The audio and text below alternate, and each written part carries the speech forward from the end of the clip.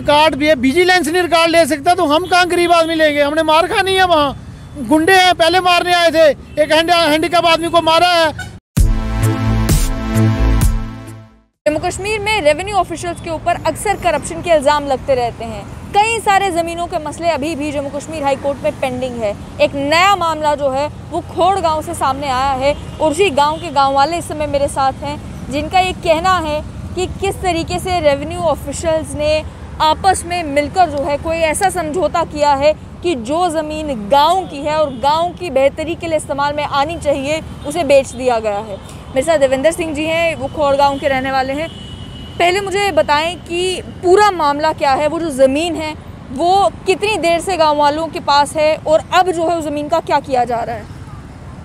Madam जी, पहले मैं आपका धन्यवाद करता हूँ। दर दर की ठोकरें खा के हर जगह से आए हैं। कहने का मतलब ये है कि तहसीलदार साहब ने हमारा म्यूनसिपल कोऑपरेटिव सोसाइटी का स्टोर था, हमारी म्यूनसिपल कमेटी है वहाँ खोड़ में, वाइस चेयरमैन भी हमारे साथ दर्शन जी हैं, बलबीर सिंह सूबेदार जी हैं, मान सिंह जी हैं, खोड़ से आए हैं। मेरा कहने का मतलब ये है कि स्टोर को गिराया तहसीलदार साहब ने। कोऑपरेटिव सोसाइटी का स्टोर हमीरपुर में भी है, पांचतूत गांव में भी है, पलामवाला में भी है और क्या नाम है धौनचक में भी है। ऐसे स्टोर बहुत सारे हैं। ये स्टोर पूरे खोड़ ब्लॉक का है, 50 गांव इसके आगे पीछे रहते हैं। कहने का मतलब ये है तहसीलदार साहब ने इसके ऊपर पर्सनल इंटरेस्ट क्यों दिया? मुझे बताएं कि जो स्टोर वहाँ पे था, उस स्टोर इस्तेमाल में आ रहा था, उसका किस चीज़ के लिए इस्तेमाल कर रहे थे लोग और कब से वो स्टोर जो है वो वहीं पर था?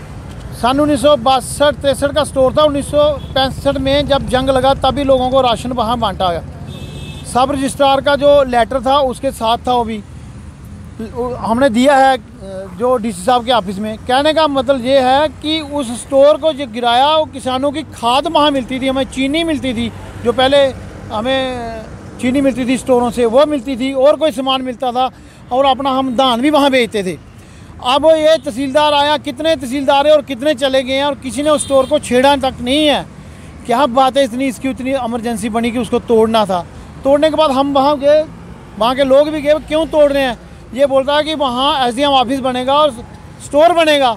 हमने सोचा कि स्टोर बनेगा तो तोड़ो, अच्छी, क्या पता सरकार में कोई बदलाव आया है तो तभी स्टोर तोड़ने लगे हैं। हम खुश हुए। स्टोर की हालत क्या थी? क्या बिल्डिंग टूट चुकी थी या फिर बिल्डिंग बिल्कुल ठीक ठाक थी, उसके बावजूद भी तोड़ा गया? नहीं, बिल्डिंग पुरानी थी, उसके साथ की बिल्डिंग अभी मीरपुर भी खड़ी हैं, लेकिन थोड़ी थोड़ी टूटी फूटी हैं, उनका मेंटेनेंस नहीं हुआ तो ख़राब हुई है। लेकिन वहाँ इतना गिरने का खतरा भी नहीं था, वहाँ कोई ऐसा डर नहीं था। बार बार तहसीलदार जोड़ रहा है कि वहाँ आश्रम था, वहाँ राधा स्वामी का, ऐसा कुछ नहीं है, वैसी कोई बात नहीं है वहाँ। लेकिन कहने का मतलब ये है कि इतना इंटरेस्ट इसको तोड़ने का था। तोड़ने के बाद हमने स्टोर का इंतजार कर रहे थे, स्टोर बनेगा, लेकिन उसका बिक्री कर दिया गया, फर्द काट दिया गया। बेचा किसे गया और ख़रीदा किसने है? ये कोई ब्रीता नाम का शख्स है, कम से कम उसको मरे हुए 35, 40, 50 साल हो गए हैं, लेकिन उसका कोई बच्चा नहीं है, कोई उसने मेरे साथ शादी भी नहीं की थी। लेकिन जो उसका बच्चा, बेटे का बेटा आगे, उससे जो ली है ये पावर ऑफ अटॉर्नी, तो जब बंदा मरता है तो पावर ऑफ अटॉर्नी तो पहले देता है, जो जीते हुए देता। कब दी इसने अटॉर्नी? एक बात। दूसरी बात यह है कि इन्होंने कैसे लिंक जोड़ा, ये मिली बग से हुआ है। वहाँ का जो पुलिस स्टेशन हाउस अफसर है उसकी भी जवाबदारी है, लेकिन ऐसा कुछ नहीं है। आए दिन वहाँ हो रहा है, गदर हो रहा है। हमने पहले भी बताया मैंने कि ये तहसीलदार कोई ना कोई यहाँ हादसा करवाएगा, कोई कत्ल करवाएगा, कोई मर जाएगा, लेकिन उसके ऊपर नज़रअंदाज नहीं किया। ये क्या करता है, जब हम कोई किसी मीडिया के सामने अपना जिम्मेदार लोग पक्ष रखते हैं, गरीब लोग पक्ष रखते हैं, एक दूसरे दिन अपने बंदे खड़े करके तहसीलदार जिंदाबाद के नारे लगवा देता है। ये तो गुंडागर्दी कर रहा है वहाँ, ये कोई नौकरी थोड़े कर रहा है। ये इंडिविजुअल को टारगेट ना करते मुद्दे पे अगर आए तो वो ज़मीन, आपका कहना है कि उस ज़मीन को बेच दिया गया है। ज़मीन को बेचा किसने है और ख़रीदार कौन है? मैडम जी, उसको रविंदर सिंह नाम के जो शख्स है उसने पावर ऑफ अटॉर्नी दी है एक्स पटवारी सहदेव सिंह को। उसके आगे खरीदा है को काला सिंह नाम का व्यापारी, उसने खरीदा है। ज़मीन किसकी थी? क्या ज़मीन सरकारी थी? क्या ज़मीन गांव के पास ही कम्युनिटी ओन थी? ज़मीन किसकी थी? ज़मीन जो है वो ब्रीता सिंह की थी, उसने अपने टाइम की गांव वालों को दी थी स्टोर बनाने के लिए। अच्छा, डोनेट कर दी थी? डोनेट कर दी थी, लेकिन उस टाइम में लिखित पढ़त तो नहीं होती थी, उस ज़माने में आज से कौन पेंशन में कौन करता था, लोग इतना ध्यान नहीं देते थे। और बड़ी बात क्या है, उस ज़मीन का जो फ़र्द काटा है उसमें लिखा गया मखूजा बिसिंदगन दे, मखूजा बिसिंदगन दे। पूरी रियासत को सुना रहा हूँ, जम्मू कश्मीर को, कि उर्दू का शब्द है मखूजा बिसिंदगन दे। इसमें लिखा गया, इस फ़र्द में मखूजा बिसिंदगन दे लिखा गया है। इस फ़र्द की कापी में, इसको सीधा करो, इस फ़र्द की कापी में लिखा गया मखूजा बिसिंदगन दे। मखूजा बिसिंदगन दे का मतलब होता है वहाँ के रहने वाले मखबूजा लोग, और बिसिंदगन दे बिसिंदे। तो कहने का मतलब उन लोगों का हक बनता है, राइट बनता है ज़मीन पे। इन्होंने फ़र्द कैसे काट दिया? जब मखूजा बिसिंदगन दे लिखा जाता है तो वहाँ के रहने वाले लोगों का हक होता है, जो उर्दू जानते हैं। मैं को जानता हूँ कि उर्दू हमारी स्टेट में उर्दू चलता है। मैं सब भाइयों के अपील करूँगा जो उर्दू पढ़े लिखे हैं, रिटायर्ड डीसी, एसीआर, तहसीलदार, पटवारी, गिरदावर, सबको पता होगा मखूजा बिसिंदगन दे शब्द क्यों लिखा जाता है। मुझे बताएं कि जब ये ज़मीन आपको कैसे पता चला कि ज़मीन को बेच दिया गया है, और जब आपको ये मालूम चला कि ज़मीन को बेच दिया है, क्या आपने डिप्टी कमिश्नर को या और किसी आला अधिकारी को अप्रोच किया कि उन्हें हम बताएं कि ये गलत बेचा जा रहा है? मैडम, डीसी साहब का हम धन्यवाद करते हैं। डीसी साहब बहुत अच्छे हैं, मैं अभी भी कहता हूँ डीसी साहब बहुत अच्छे हैं। हमारे डिपकाम साहब भी बहुत अच्छे हैं, उनके पास भी गए। पहले हम डीसी साहब के पास गए थे, आज डिपकाम के पास गए। मैं आपके मीडियम के माध्यम से उनका भी धन्यवाद करता हूँ। कहने का मतलब कि डीसी साहब बहुत अच्छे, उनके आवाज़ एक बार गए, हमने चिट्ठी दी, सब कुछ दिया। दूसरी बार हम फिर गए, उन्होंने बोला कि हमने ये जो फ़र्द है इसको हमने कैंसिल कर दिया है, आप एसीआर के पास जाओ, उसकी कापी ले लो। हम एसीआर के पास गए, बोला मेरे पास कापी नहीं आई है। ना जाने क्या हुआ, इतनी देर में डीसी साहब चले गए सेक्रेटरीट। हम फिर वहाँ बैठे रहे, फिर डीसी साहब आए, हमने फिर उनके आगे अपील की। उन्होंने क्या किया, उन्हें बोला इनको कापी दो। बोला साहब वो पता नहीं कि किसके पास, हमारे पास है या नहीं, उसका कोई पता नहीं आता लगने दिया हमको। उसके बाद डीसी साहब ने बोला इनको कोई और ऑर्डर दे दो।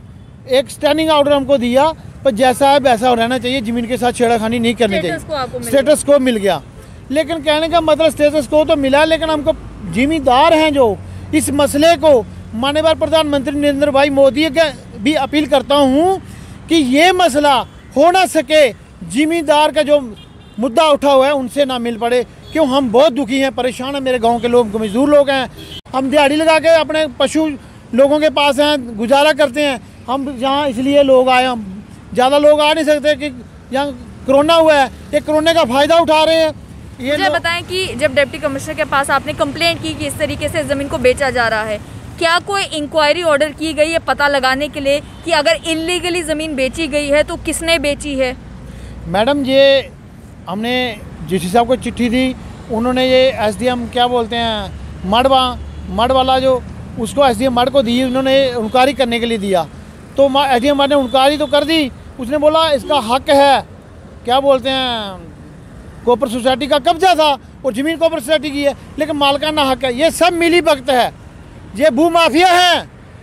अगर हम कोई बात करते हैं, कोई मीडिया के सामने, जम्मू हम बेधड़क बात कर रहे हैं, खौड़ में हम डर के बात करते हैं, तहसीलदार के 10 बंदे पहुंच जाते हैं।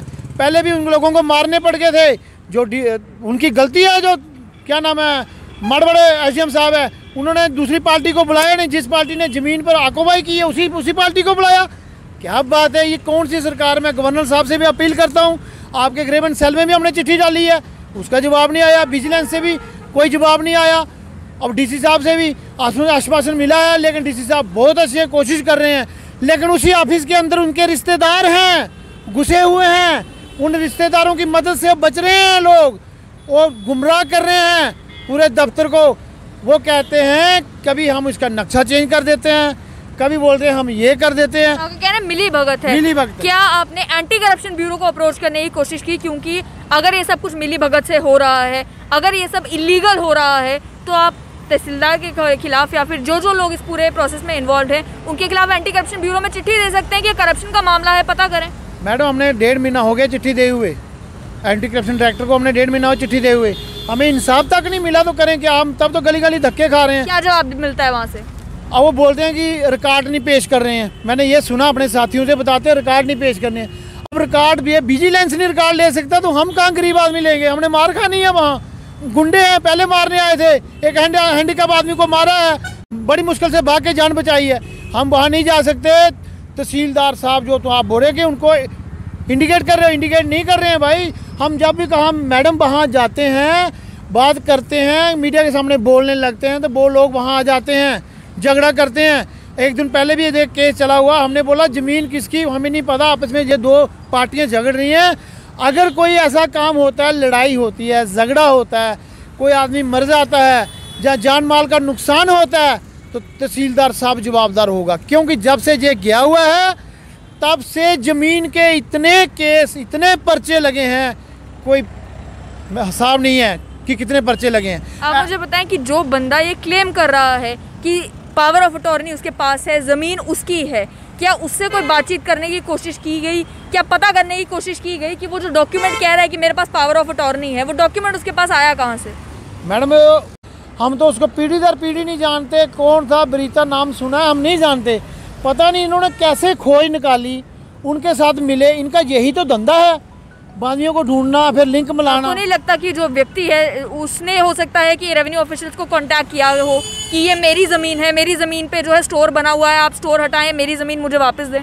मैडम आप ठीक बोल रहे हैं, स्टोर तो 1964-63 का बना हुआ है, 65 की जंग में वहाँ राशन भी बंटा हुआ है, सब रजिस्ट्रार का चिट्ठी लगी है उसके साथ। और इन्होंने ये भी बोला कि ये बिल्डिंग डिसमेंटल कर रहे हैं, जो रहने लायक नहीं है, जो ठीक नहीं है, यहाँ खतरा है लोगों को। मान लिया हमने खतरा है, मैं कहता हूँ तहसीलदार साहब की अपना मकान देखे जहाँ रहता है, वो बिल्डिंग कितनी ख़राब है, उसकी हालत है। और वहाँ यही स्टोर आगे पीछे आपको बताया धोनचक में है, पांचतूत में है, खड़ा में है, उनको क्यों नहीं गिराते हैं? इसका मतलब है कि वो ज़मीन पैसे वाली है, कोई नहीं, ये सिर्फ धंधा है।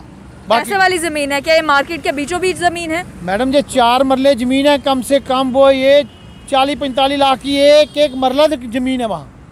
अच्छा हाँ, आज मार्केट में है ये ज़मीन। तो आप क्या चाहते हैं कि उस ज़मीन का क्या किया जाए? हमारा कहने का मतलब हमारे बुजुर्ग माता बहना आटा लेने जो सरकारी राशन लेने जाती हैं ऊपर, इसमें जो राशन जहाँ मिलता है फ्रूट एंड सप्लाई का, वहाँ जाती हैं। हम कहते हैं कि वो माता बहनें वहाँ स्टोर वो ही बन जाए, तो वहाँ आटा ले। एसडीएम ऑफिस में रहने की जगह नहीं है, कहीं कहीं कभी किराए पे जाते हैं, कभी कहाँ जाते हैं, चेयरमैन के ऑफिस में रहते हैं, एसडीएम ऑफिस बन जाए, हमें कोई इतराज़ नहीं है। सरकार कुछ भी बनाए, हम सरकार के साथ जिम्मेदार पूरे गांव वाले सहमत हैं। चाहे बच्चों की लाइब्रेरी बनाए पढ़ने के लिए, कहते हैं बेटी पढ़ाओ बेटी का बचाओ, तो कहने का मतलब अगर बेटी वही बना दो, कुछ बना दो, गांव की बेहतरी के लिए कोई भी चीज़ बना दो, हमें मुझे बताएं कि जो गांव के सरपंच हैं या फिर आपके इलाके के जो डीडीसी मेंबर हैं, क्या वो सब लोग आपके साथ हैं इसमें?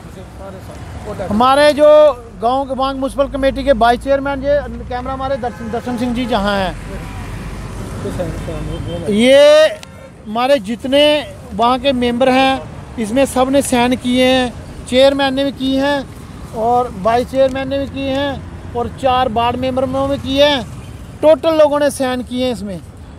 अब कहने का मतलब ये है सब ने साइन किए हैं, पूरे गांव की सहमति है कि उसको गांव की बेहतरी के लिए इस्तेमाल किया जाए, इस लैंड को इस तरीके से बेचा ना जाए। मैडम जी पूरे गांव की सहमति है। मैं यही सरकार से कहना चाह रहा हूं कि अगर आगे इलेक्शन भी आनी है, सुन रहे हैं कि प्रधानमंत्री ने कितने बड़े नेता को, यहाँ जितने भी नेता हैं, चाहे डिप्टी सीएम हो, या सीएम हो, या महबूबा मुफ्ती हो, या ताराचंद हो, चाहे क्या नाम है उसका अमर फरूक हो, फरूक अब्दुल्ला, सब वहाँ बुलाए हैं दिल्ली। लेकिन कहने का मतलब वोट तो फिर हमने देने हैं, हम सीधे से बोलते हैं। अगर गांव वालों की सुनाई नहीं होगी, हमारा कोई सुन नहीं रहा है, ना कोई लीडर सुन रहा है। माननीय प्रधानमंत्री नरेंद्र भाई मोदी के आगे भी यही अपील है, बार बार हाथ जोड़ के हमारे जिम्मेदारों की, हमारी सुनाई करें। नरेंद्र तोमर जी हैं जो पूरे हिंदुस्तान के किसान के वो लीडर हैं, वो भी हमारी सुनाई करें। मैडम कोई नहीं करेगा तो कहाँ जाएंगे हम? आपने साफ तौर पर सुन लिया कि गांव वालों ने बताया कि वो जो ज़मीन है, जिस ज़मीन के ऊपर एक स्टोर बना हुआ था, उस स्टोर को तो डिसमेंटल कर दिया गया। इनकी डिमांड ये है कि दोबारा से वहाँ पर उस स्टोर को ही खड़ा किया जाए या गांव की बेहतरी के लिए कोई भी चीज़ जो है वो वहाँ पर बनाई जा सके। लेकिन वहीं दूसरी ओर एक व्यक्ति है जो ये क्लेम करता है कि ये जगह उसकी है। रेवेन्यू ऑफिशियल्स को पता करना होगा कि ये ज़मीन आखिर है किसकी। अगर इस मामले में कोई धांधली चल रही है तो जैसे कि इन्होंने बताया कि डिप्टी कमिश्नर ने ऑलरेडी इंक्वायरी ऑर्डर की थी, इसकी तहकीकात करके मालूम करना होगा कि ज़मीन किसकी है। अगर गांव वाले सही हैं तो ज़मीन को गांव वालों के हवाले कर दिया जाए, लेकिन अगर वो व्यक्ति जो क्लेम कर रहा है कि ज़मीन उसकी है, डॉक्यूमेंट्स चेक किए जाएँ ज़मीन उसकी है भी या नहीं।